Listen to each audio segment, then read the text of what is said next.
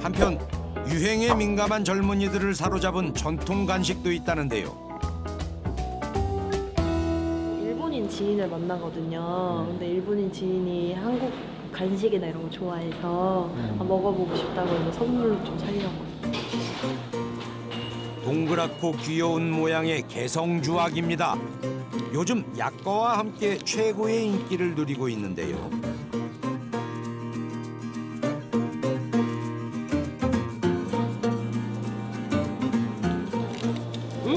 아니, 꿀 있어.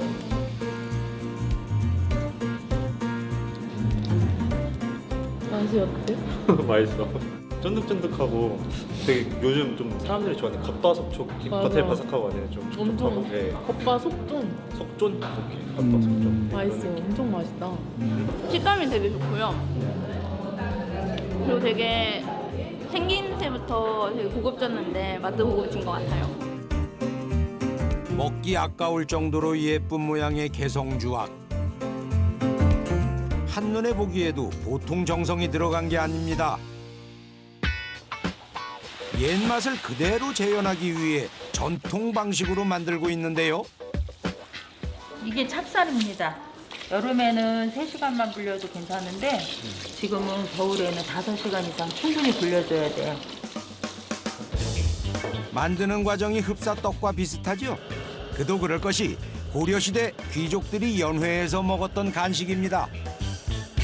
주악은 찹쌀을 막걸리 발효해서 부풀려서 지지는 떡입니다. 예전에는 그래서 이제 개성지방에서 상류층이 많이 즐겨 드시던 음식인데 바로 반죽으로 만들지 않고 밀가루와 함께 체에 걸러 식감을 살립니다. 잘 섞이게 하는 이유가 이제 큰데 이렇게 섞이면서 가루 사이에 공기층이 보이지 않는 공기층들이 많이 있어서 반죽할 때 훨씬 더 발효에도 도움이 되고 씹는 감촉에도 훨씬 더 차이가 좀 있죠. 반죽을 만드는 것 또한 평범하지 않습니다. 뜨거운 물과 막걸리가 들어가는데요. 찹쌀을 살짝 익히는 거죠, 여기서. 그러면 만지기도 좋고요. 성형에 도움이 되니까 익반죽하고 있습니다. 찹쌀에 점성이 생기면서 뭉쳐지는 반죽. 만져만 봐도 완성도를 알 수 있답니다. 띄어서 이렇게 동그랗게 조금만 해도 이렇게 하나로 다 뭉쳐지거든요. 예, 그 정도의 반죽이 가장 좋은 반죽 농도다 보시면 되겠습니다. 개성주악의 특징이라 할 수 있는 동그란 모양은 숙련된 작업자의 손길 아래 완성됩니다. 이때 필수로 만들어야 하는 것이 가운데 구멍. 속까지 잘 튀겨지게 하면서 이제 모양까지 이제 같이 잡으려고. 손이 많이 가다 보니 하루에 최대 만들 수 있는 수량이 500개. 이것도 60개씩 5번에 나눠야 가능합니다. 종일 손바닥의 힘을 조절해서 모양을 만들다 보면 녹초가 되기 일쑤. 입사하고 계속 이것만 해가지고 처음에 3일 동안 근육통으로 알아누웠어요. 고려시대 때는 기름이 귀해서 기름에 지져서 만들었지만 요새는 효율성을 높이기 위해 튀겨서 만들고 있다는군요. 다 수제고 많은 양을 할 수 있는 떡은 아니에요. 튀긴 게 들어가서 있으면 막 얘가 겹쳐가지고 이게 더 붙는 확률도 있고요. 많은 경험에 의해서 이렇게 얕고 넓은 팬을 사용하게 되었습니다. 80도 이하의 온도에서 튀겨내는 반죽. 발효되며 서서히 부풀어 오르도록 만드는 겁니다. 이게 계속 찹쌀이라 붙어요. 그러니까 손 돌림을 굉장히 빨리 해줘야 돼요. 그리고 이제 마무리해서 색을 고르게 내는 거. 그게 가장 키포인트죠. 개성주악 특유의 먹음직스러운 색이 나오면 다 된 것인데요.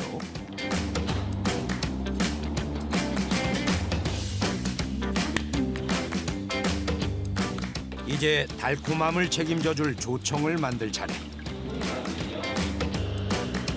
조청의 향과 풍미를 높이기 위해 생강을 넣어 함께 끓이는데요. 생강 엄청 많이 들어간 거거든요. 그 주악 안에 배어 들어간 생강 조청이 생강 맛이 들어와서 훨씬 더 좋더라고요. 전체 조청량의 10분의 1 분량의 생강을 넣어 20분간 펄펄 끓여주면 생강조청이 됩니다.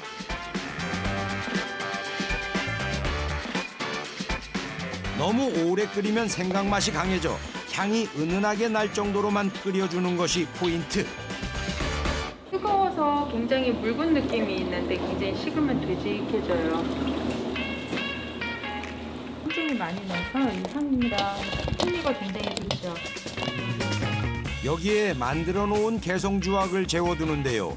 이걸 즙청이라고 합니다. 아까는 굉장히 가벼웠는데 지금은 이제 즙청물이 많이 스며들었고 좀 묵직해요. 이대로 하나 집어먹고 싶을 정도로 귀여운 모양. 하지만 아직 한 가지 과정이 더 남았습니다. 개성주악의 맛과 디자인을 한층 돋보이게 해줄 고명을 올려줘야 하는데요. 한식 디저트다 보니까 빵이나 이런 거 하고 차별화되게 하기 위해서 우리 한식 디저트 위에 올리는 것들을 제가 생각을 해냈거든요. 바쁘게 만들다 말고 뭘 가져온 걸까요?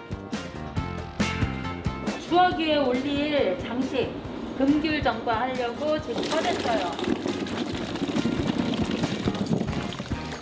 고명이지만 각별히 신경 씁니다. 아주 뭐 신선해서 여기가 뭐 파랗고 이렇게 꼭지가 잘 까지지도 않을 정도로 이런 신선한 과일들도 하는 거예요. 금귤정과를 만드는 작업자들 준비 과정이 개성주악보다 손이 더 많이 갑니다. 그런데 정과치고는 설탕이 적게 들어가는 것 같은데요. 건전과처럼 절이고 뭐 건조시킨 게 아니라 얘는 절이고 썰이는 거기 때문에 설탕이 많이 필요가 없다고 30%만 하는 거고요. 설탕을 넣고 졸일 때도 세심하게 살핍니다. 살 끓여버리기만 하면은 요 피부가 연해서 살이 터져요. 한 2, 3분만 끓였다가 다시 불 꺼서 수분을 빼면서 그 안에 좀 속에 있는 연한 부분을 좀 단단하게 채워주고 또 그런 거를 반복해서 해서 개성주악 위에 올라가는 고명 하나도 허투루 만들지 않는 정성.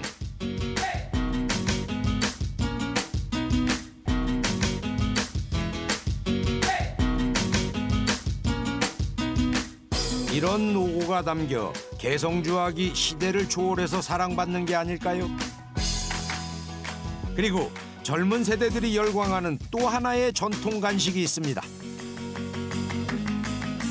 정사각형 모양이 특징인 개성모약과인데요. 많은 외국인들이 이 맛을 보기 위해 찾아온답니다. 美味しい。でも普通のヤッカとはちょっと違う。普通のヤッカとはねちょっと違って上品な感じが。これね페스츄리 같아. 되게 얘는 좀 겹겹이 쌓이는 느낌? 그래서 되게 좀 부드러운 것 같아요. 일반 약과보다. 켜켜이 살아있는 식감이 생명인 모약과 두 가지 종류의 밀가루를 사용해 만듭니다.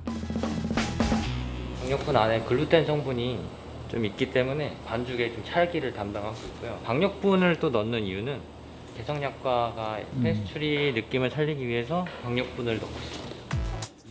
풍미를 살려줄 소금과 함께 생각지도 못한 재료가 들어갑니다.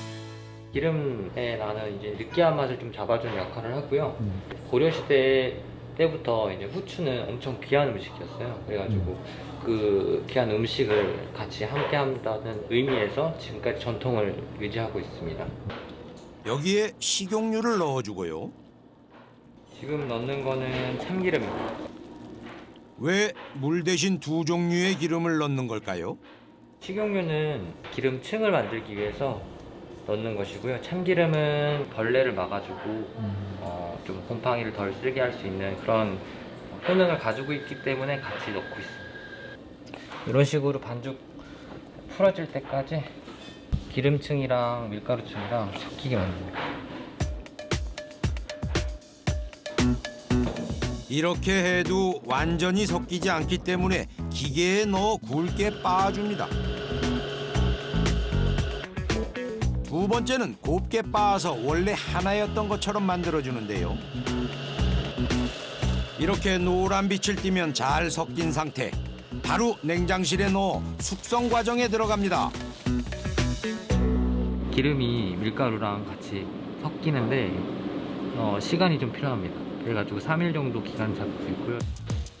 사전 준비 과정 없이는 만들 수 없는 모약과 3일 전에 작업해 놓은 밀가루에 이스트 역할을 대신할 소주를 넣고 반죽을 하는데 꼭 주걱을 사용해야 한답니다.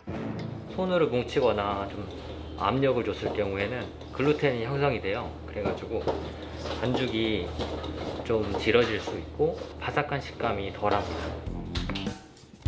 반죽이 완성되면 바로 켜를 살리기 위한 작업에 들어가는데요. 가장 고된 작업이라고 합니다. 온 힘을 쏟아 반죽을 밀고 펴기를 반복하기 때문인데요. 전통을 이어간다는 자부심이 없이는 할 수 없는 일이죠. 잘랐다가 여러 번 펼치고 잘랐다가 펼치고 하면서 층들이 훨씬 더 곱게 여러 층으로 나눠질 수 있습니다. 이 약과 미는 게 제일 힘들어요. 그래서 약과 미는 날은 밥도 많이 먹어요. 간식도 많이 먹고 에너지를 그만큼 많이 쓴다는 거죠. 정성을 들인 만큼 결과물이 눈으로 보이는 모약과 모약과니까 결이 이렇게 4가지 면으로 나오기 때문에 페스츄리처럼 바삭하게 드실 수 있는 과자 같은 식감이 나옵니다. 개성주악처럼 구멍을 내주는데 용도는 조금 다르다는군요. 페스츄리다 보니까 아무래도 면끼리 떨어질 수가 있어요. 그래가지고 이걸 찍어줌으로써 이제 반죽이 서로 굳게 만들어주는 역할을 하고 있습니다. 여러 층의 켜를 다 살리기 위해서는 낮은 온도에서 천천히 튀기는 것이 중요합니다. 위로 떠오르면 온도를 130도로 높여주는데요. 속까지 익을 수 있게 만들어주는 것이죠.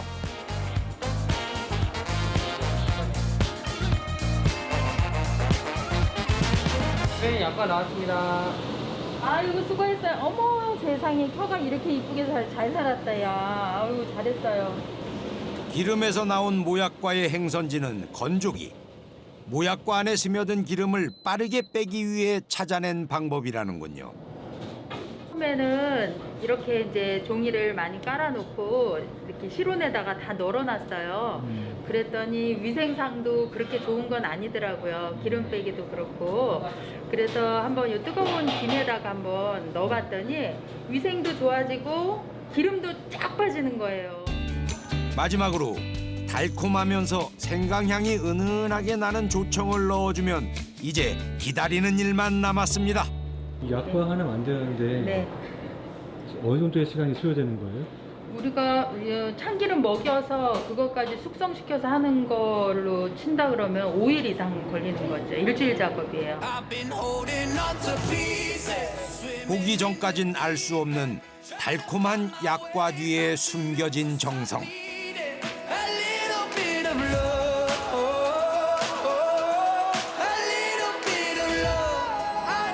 계속 찾아오시는 단골 손님분들도 많거든요. 그럼 그분들이 이제 주문해 주시고 또 더 늘어나고 더 만들어야 되고 할 때 제가 만든 거를 맛있게 드셔주시니까 그때 너무 보람차죠. 그래서 이제 버틸 수 있는 힘이 있는 것 같아요.